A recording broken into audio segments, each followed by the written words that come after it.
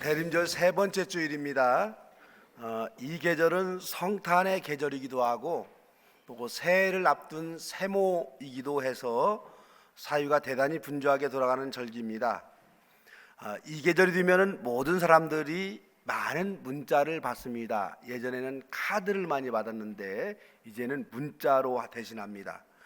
눈에 띄는 문자들은 초등학교에서부터 시작해서 중학교, 고등학교, 대학교 동창회 모임이 있다, 고향 친구들의 모임이, 가족 모임, 직장 회식 모임, 각종 송년회 모임, 교회에서도 선교회 모임, 찬양대 모임 등등의 많은 모임들이 있음을 알리는 알림 문자들입니다.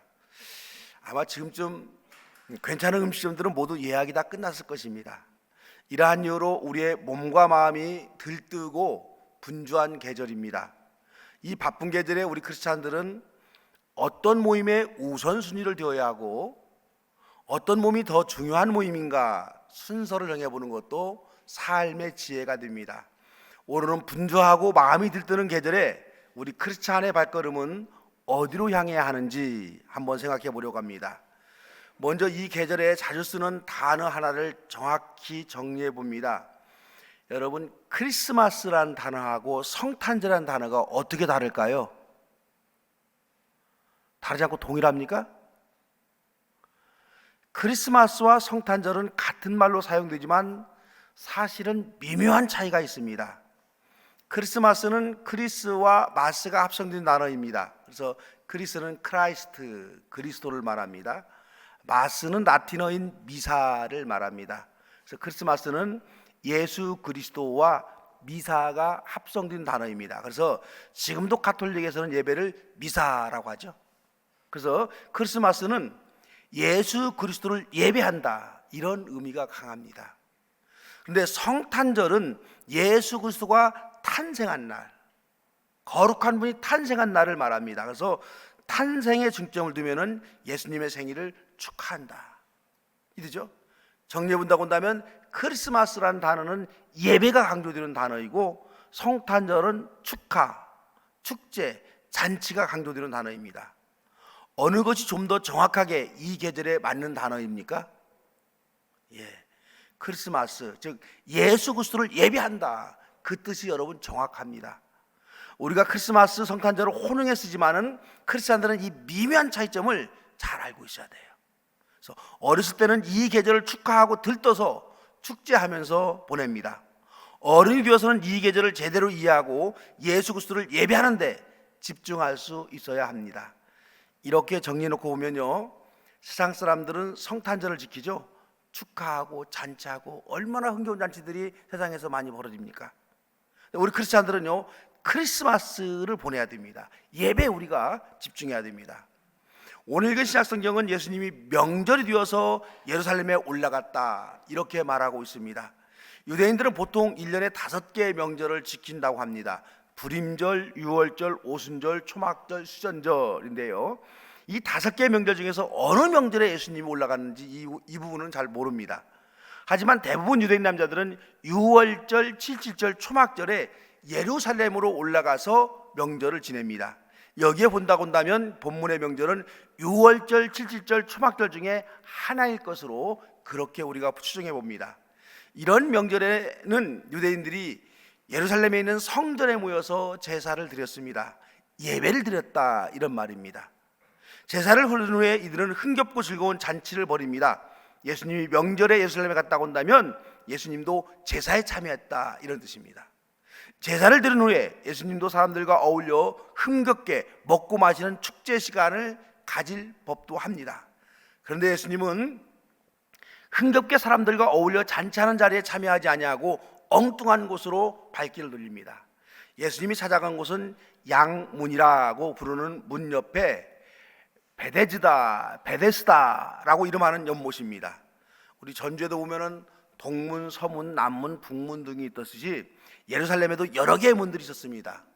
동쪽에는 실로암 샘으로 내려가는 문이 있었는데 이것을 샘문이다 그랬고요, 서쪽에 있는 문은 망대문이다 그랬습니다. 남쪽에는 흰놈 골짜기로 가는 문이 있는데 이 흰놈 골짜기에는 쓰레기, 배설물을 버리는 곳입니다. 그래서 쓰레기와 배설물이 드나드는 이 문을 사람들은 속된 말로 좀 똥문이다 이렇게 말을 하게 됐습니다.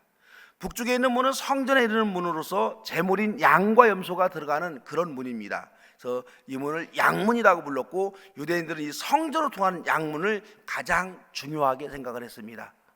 느헤미야 3장에 보면요, 느헤미야가 무너진 예루살렘 성벽을 재건을 합니다. 근데 느헤미야는요, 가장 먼저 북쪽에 있는 양문부터 이 성전 재건을 시작합니다. 느헤미야는 단순히 성벽만을 건축하는데 관심이 있었던 것이 아닙니다. 성벽 재건이 유대 민족에게 어떤 의미가 있는가, 그 점을 이 느헤미야가 알려주려고 한 거예요. 그래서 느헤미야는 무너진 유대 나라, 무너진 가정, 무너진 나를 이렇게 세우려면 먼저 예배를 회복해야 된다, 이렇게 확신했습니다. 하나님과 관계 회복을 통해서 민족을 재건하려는 느헤미야의 신앙이 성전문을 수리하는 순서에서부터 우리가 찾을 수가 있습니다. 그래서 양문 수축, 예배 회복이 무너져가는 나의 가정과, 나와 가정과 민족을 이렇게 세우는 첫걸음이다, 이렇게 해서 양문 수축을 먼저 시작합니다. 이 양문 옆에 베데스다 연못이라고 하는 연못이 있었는데요, 그 화면을 한번 보실까요? 제가 지도를 한번 좀 가져왔는데 화면 한번 띄워주세요. 예, 이제 보이죠? 거기 베데스다 연못이 있는데 제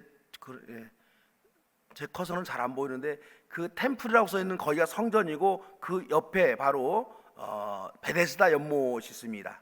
그러니까 템플 성전에서 예배를 드리고 이제 이 베데스다 연못으로 예수님이 갔다, 그런 내용입니다. 참고하시면 좋을 것 같아요.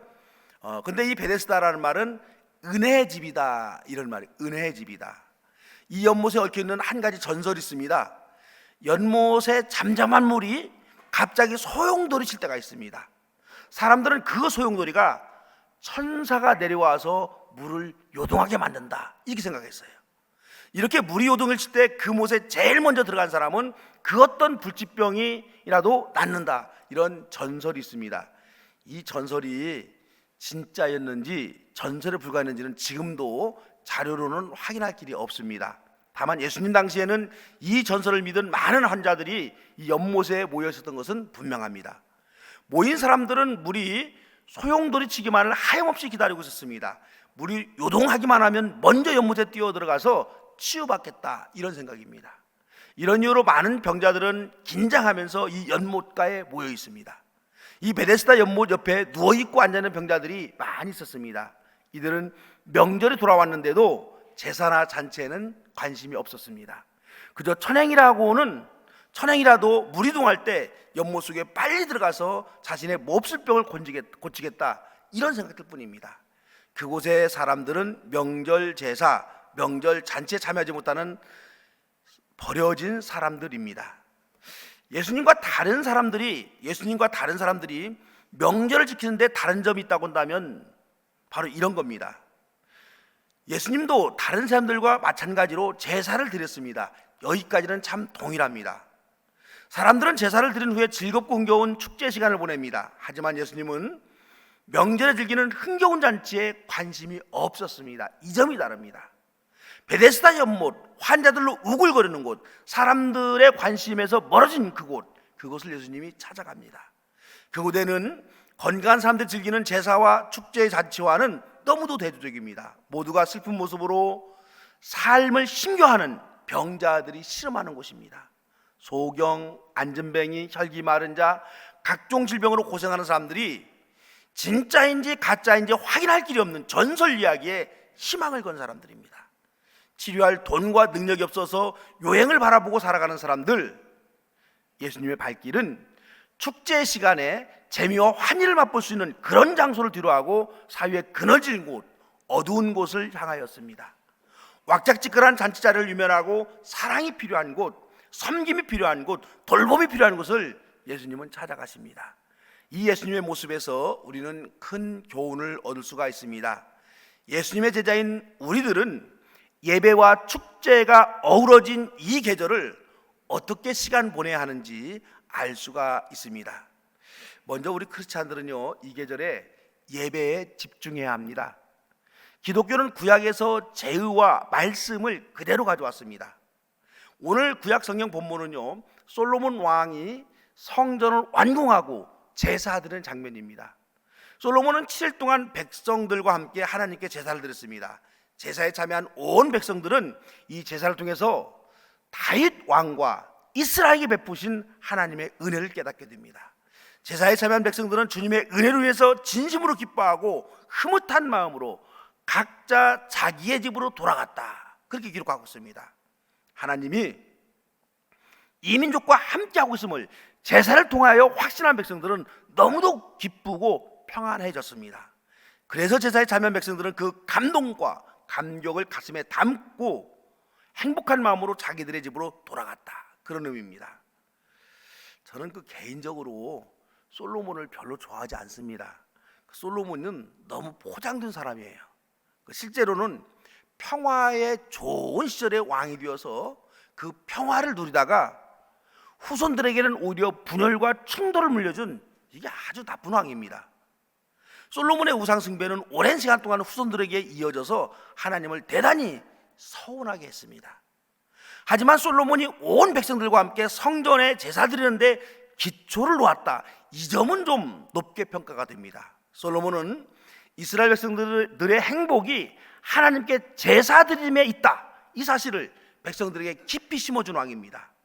이 점은 솔로몬이 좀 칭찬받을 만한 그런 왕입니다. 크리스마스 계절에 우리가 잊어서는 안 될 또 하나의 사람들이 있습니다. 바로 동방 박사들입니다.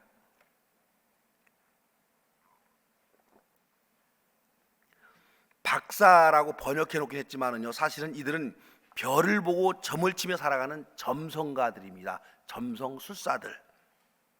이들이 머나먼 동쪽에서 별을 보고 인류에게 큰 희망을 준 인물이 탄생했음을 감지합니다. 그리고 오랫동안 사막을 여행해서 유대 땅 베들레헴까지 와서 아기 예수께 경배했다, 그렇게 성경은 기록하고 있습니다.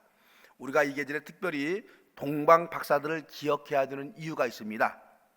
이들이 아기 예수님을 경배하기 위해서 사막을 건넜다, 이 점입니다.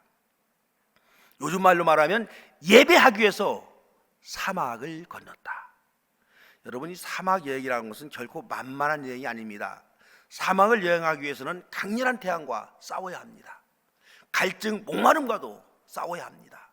낮에는 덥고 밤에는 너무너무 춥습니다. 극심한 기온 차이를 극복해야 됩니다.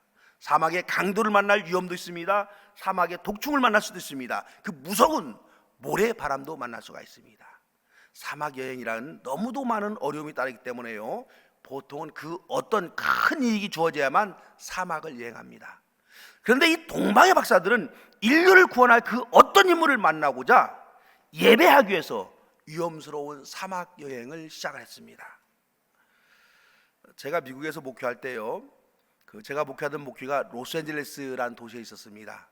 이 교회는 미국 본토에서 한국 이민자들이 세운 최초의 교회입니다. 그래서 전체를 합해서 최초의 교회라면 하와이에 먼저 세워졌고, 미국 본토에는 저희 교회가 최초로 세워진 교회입니다.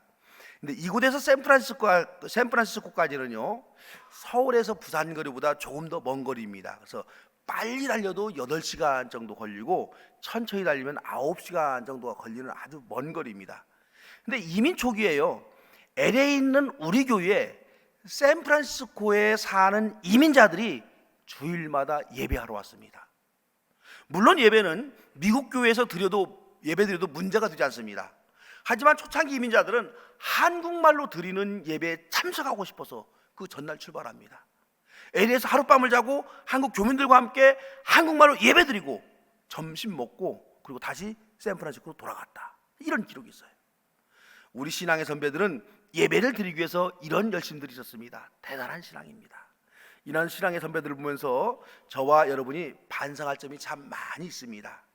12월이 깊어가면 우리는 이곳저곳에서 많은 초대를 받습니다. 오라는 곳도 많이 있고 가야 할 곳도 많이 있는 그런 계절입니다. 교회도 여러 번의 예배를 계획하고 있습니다. 주중에 있는 성탄 예배와 더불어서 송구 영신 예배까지 참여하려면 평소보다도 많은 시간을 예배에 투자해야 되는 그런 달입니다. 그렇지 않은 이 예배에 참여하기 위해서는요, 고난이 아닌 유혹을 물리쳐야 되는 거예요. 요즘에 우리 시대에는 예배에 참여하기 위한 고난은 없습니다. 누구도 방해하지 않아요. 하지만 유혹을 물리칠 수 있어야 됩니다. 우정을 빙자한 친구들의 유혹, 우애를 빙자한 친지들의 유혹, 의리를 빙자한 동창들의 유혹, 이런 수많은 등등의 유혹을 넘어서야 이 계절에 예배에 집중할 수 있습니다. 이 설교 준비하는 중에도요, 초등학교 동창들이 송년 모임이 있다, 송년 모임에 적극 참여해달라, 이런 문자가 이 설교 준비하는 데도 오고 있어요. 목사인 저도 이런 초대를 받는데 여러분들은 더 많은 초대를 받을 것입니다. 하지만 우리는 우선순위를 분명히 정해야 합니다. 의리, 우애, 우정 등등도 이 땅에 살면서 소홀히 할 수 없는 것들입니다. 사람의 관계도 무시할 수가 없습니다. 하지만 크리스찬들은 예배하며 인생을 사는 사람들, 우리는 하나님과의 만남을 최고로 여기며 살아가는 하늘 백성들입니다. 가야 할 곳도 많이 있고 인사해야 하는 곳도 많이 있습니다만 예배를 조금도 소홀히 할 수는 없습니다. 예배는 우리 크리스찬들에게 있어서는 모든 모임의 최우선이어야 됩니다. 예배 참여가 그 어떤 모임보다 우선이 한다는 사실을 우리가 기억하면서 이 계절을 보낼 필요가 있습니다. 가야 할 곳 참 많이 있지만 예배로 향하는 발걸음이 가장 복된 발걸음입니다. 한 해를 예배하면서 보내는 믿음의 사람이 되시기를 주의 이름으로 축원합니다. 오늘 본문에서 한 가지 더 생각해 봐야 할 점이 있습니다. 예배 후에 예수님은 어디로 발길을 돌렸는지 살펴볼 수 있어야 됩니다. 이 점은 예수님이 다른 사람들과 분명하게 다른 점입니다. 예수님은 축제 자리에 있지 아니하고 그 사이의 구석진 장소인 베데스다 연못에서 38년 된 병자를 찾아냅니다. 어떤 병인지는 알 수가 없지만 병이 든 지 38년 되어서 누워 있습니다. 긴 병에 효자가 없다, 이 말이죠. 38년 동안 병들었으면요, 가정도 친구도 이웃도 모두 포기했을 가능성이 있습니다. 이 병자는 요행을 바라며 베데스다 연못가에 머무릅니다. 하지만 이 병자는 물이 동하는 소식을 들어도 그곳에 들어갈 수가 없었습니다. 자기보다 더 건강한 사람들이 먼저 연못에 들어가야 됩니다. 이렇게 본다면 이 38년 된 병자는 그곳 베데스다에 모인 병자들 중에서도 가장 불쌍한 환자였습니다. 이 연못가에 모인 병자들은요, 건강한 사회에서 버림받은 사람들입니다. 그런데 이 38년 된 병자는 거기에 모이는 병자들 사이에서도 더 냉대를 받고 더 절망하는 사람입니다. 그가 예수님께 자기의 신세 타령을 한 것을 보면은 그가 얼마나 절망에 빠져 있는지를 알 수가 있습니다. 주님, 물이 움직일 때 저를 못에 들어가게 해주는 사람이 없습니다. 자기 혼자는 못 간다는 얘기죠. 제가 가는 동안 남들이 먼저 못에 들어갑니다. 이 38년 된 병자는 병자들끼리의 생존 경쟁에도 견디지 못하는 패배자입니다. 예수님은 건강한 사람에게는 물론 병자들 사이에서도 가장 절망적인 그 환자를 찾았습니다. 이 사람은 거의 있을 수도 없는 요행에 의지하며 인생을 사는 불쌍한 사람입니다. 예수님은 이런 절망한 사람을 명절에 찾아갑니다. 축제 자리로 향하는 발걸음보다 이런 구석진 곳을 향하는 발걸음이 참으로 복 있는 발걸음이다, 복된 발걸음이다, 그렇게 말할 수가 있습니다. 전도서 7장 2절에 보면은요, 이런 말이 되어 있습니다. 초상집에 가는 것이 잔치집에 가는 것보다 낫다. 여러분, 우리 선조들 참 지혜로웠습니다. 성경을 몰랐던 우리 선조들도 잔치집에 가기보다는 상갓집에 가라, 이렇게 충고했습니다. 통상적으로 보면은요, 잔치집에는 초대장이 있어야 갈 수가 있습니다. 초대장이 없는데 잔치집에 가면은요, 그거 좀 실례이죠. 하지만 상갓집은 부고장 혹은 알림장이 오지 않아도 소문만 듣고도 가게 됩니다. 상갓집에 가라라고 하는 이 충고에는 두 가지 이유 때문에 보여집니다. 하나는 아픔을 당한 사람들을 위로하라, 이런 의미가 있습니다. 아픔을 당한 사람에게는 누군가가 옆에 함께 있어준다 한다면 이 아픔은 반으로 줄어듭니다. 우리가 상갓집에 가는 이유는 바로 나의 방문이 사랑하는 사람을 잃은 사람에게 큰 위로가 될 것이다, 그런 믿음 때문입니다. 또 하나, 상갓집에 가라는 이유는요, 인생을 좀 진지하게 생각해보라, 이런 이유입니다. 잔치자리에서는요, 웃고 즐기고 재미에 빠져 있으면 어떻게 사는 것이 바른 삶인지를 생각할 여유가 없습니다. 하지만 상갓집에서는 슬픔에 빠진 이들을 위로하고 인간의 죽음을 바라보면서 우리도 언젠가는 이 길을 가야 함을 생각하게 됩니다. 다른 사람의 죽음을 바라보면서 우리의 미래를 짐작할 수 있습니다. 상갓집에서 대화를 하다 보면은 인간의 짧은 인생이 어떻게 마무리되고 정리되는 것인지 우리 알게 됩니다. 상갓집에서는 그래서 자신의 인생을 진지하게 뒤돌아봅니다.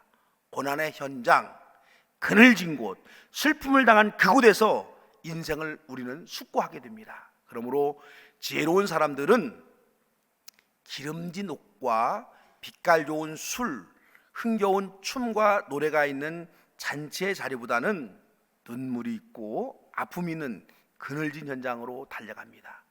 지혜로운 예수님은 바로 이 전도자의 교훈과 같이 명절에 잔치하는 흥겨운 자리를 유명하고 그늘진 곳으로 발걸음을 옮겼습니다. 예수님은 38년 된 희망 없는 병자를 찾아서 묻습니다. 내가 낫기를 원하느냐? 일어나 자리를 들고 걸어가라. 이 대화를 통해서 절망에 허덕이던 병자가 병이 낫고 자기 자리를 들고 걸어갑니다. 38년 동안 신음하던 이 한 인간의 문제는 예수님을 만남으로 해결됩니다. 이것은 과학적으로 의학적으로 설명할 사건이 여러분 아닙니다.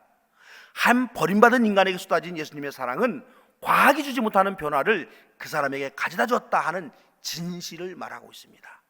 비애와 고통이 크면 클수록 예수 사랑의 햇빛은 더 세차게 내리쬐입니다. 이 놀라운 예수 사랑이 폭포수처럼 쏟아질 때 거기에서 기적이 납니다. 38년간의 인간고가 순식간에 사라지는 것은 사랑의 예수님과 만남이 빚어낸 하나님의 은총입니다. 여러분의 발길은 이 성탄의 계절에 어디를 향하고 있습니까? 기름진 음식과 즐거운 웃음소리가 넘쳐나는 즐거운 곳에서 여러분을 부릅니다. 누구라도 행복이 넘쳐나는 재미진 축제 자리에 가고 싶습니다. 오랜만에 만난 중마고들과 같이 옛정을 마음껏 나누는 것이 그리 큰 잘못은 여러분 아닙니다. 그래도 우리는 예수님의 제자들입니다. 우리는 잔치와 축제 현장을 동경하지 말고 눈물 흘리는 자들의 눈물을 닦아주는 그리스도, 상처받은 사람들을 치유해주고 위로해주는 그리스도, 아픔 있는 그 현장에 언제나 먼저 달려가 말없이 지켜보는 예수 그리스도를 바라볼 수 있어야 됩니다. 이 소유된 현장으로 향하는 발걸음이 복된 발걸음이다. 주님을 예배하는 크리스마스의 계절입니다. 있어야 할 자리에 있고 가야 할 자리에 가고 머물러야 할 자리에 머물면서 이 은총의 계절을 보내는 저와 여러분이 되시기를 주의 이름으로 축원합니다. 사랑의 주님, 우리의 마음이 예수 그리스도의 만남을 기대하면서 들뜨는 그런 마음 되게 하여 주시옵소서. 이 바쁘고 분주한 계절이지만은 예수님께 집중하며 한 해를 마무리하는 하늘 백성들 되게 하시옵소서. 예수님의 이름으로 기도합니다.